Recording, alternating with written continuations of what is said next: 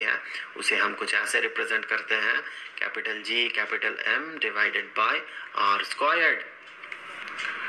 तो इसके लिए एक वीडियो मैं आपको सजेस्ट करूंगा जिसमें कि हमने इसे डिराइव किया था। उस वीडियो का लिंक आपको यहाँ पर सजेस्टेड वीडियोस में मिल जाएगा, वहां क्लिक करके आप इसे देख सकते हैं। फिर भी मैं एक बेसिक आइडिया आपको दे देता हूं कि किस तरह से हम इस इक्वेशन तक पहुंच सकते हैं। तो एक मान ले ऑब्जेक्ट यहाँ पर है, इस पे ग्रेविटेशनल पुल होगा, तो due to that gravitational pull इस पे जो फोर्स एक्ट करेगा, मान ले वो फोर्स यहाँ पर F है, तो इस F को हम कुछ ऐसे रिप्रेजेंट कर सकते हैं कि ये है G into M into capital M divided by R squared.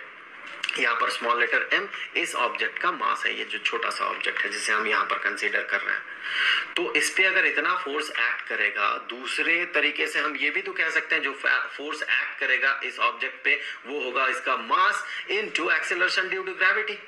ऐसा ही तो होता है, force is equal to mass into acceleration. अगर इसे फ्रीली सरफेस के आसपास छोड़ दे तो इसे g एक्सेलरेशन मिलेगा। तो इन दोनों इक्वेशन से आप अगर इक्वेट करें तो आपको मिलेगा g का वैल्यू है ये।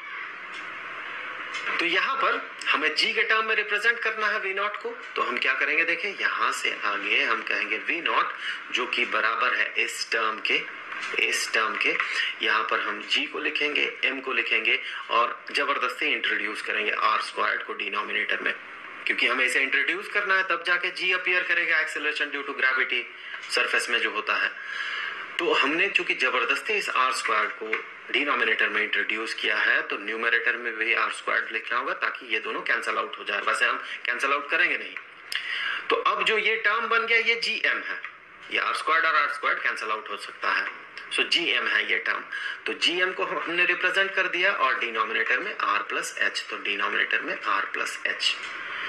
तो इसे हम कुछ ऐसे भी कह सकते हैं, देखिए ये वाला जो टर्म होगा यहाँ से ये तो बन जाएगा g small letter g acceleration due to gravity surface में, और इस r स्क्वायर्ड को अगर हम इस स्क्वायर रूट के बाहर ले जाते हैं तो वो तो r बन जाएगा, क्योंकि r स्क्वायर्ड का स्क्वायर रूट r होता है, और ये square root of gm divided by r squared is equal to small letter g acceleration due to gravity, और ये टर्म जो बचा हुआ रहा r प्लस h। तो ये हो गया दूसरा फॉर्म, ये ऑर्बिटल वेलोसिटी का ही दूसरा फॉर्म है।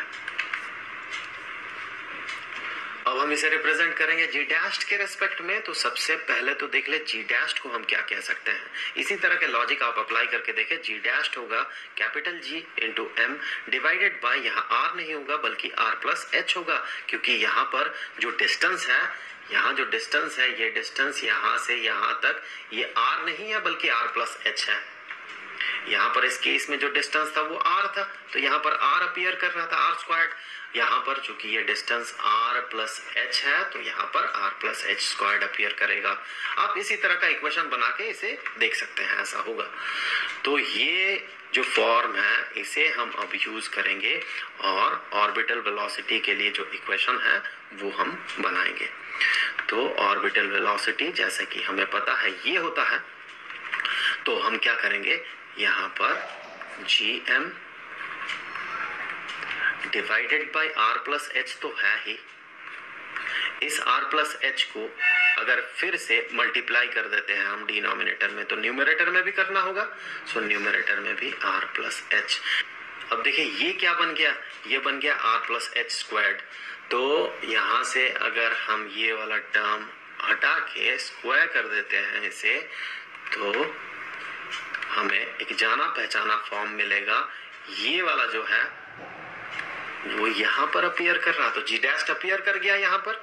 सो हम इससे आगे कह सकते हैं कि ये बराबर होगा square root of G dash into R plus H. तो ये एक और फॉर्म हो गया ऑर्बिटल वेलोसिटी का, किसका, किसी एक सैटेलाइट का ऑर्बिटल वेलोसिटी।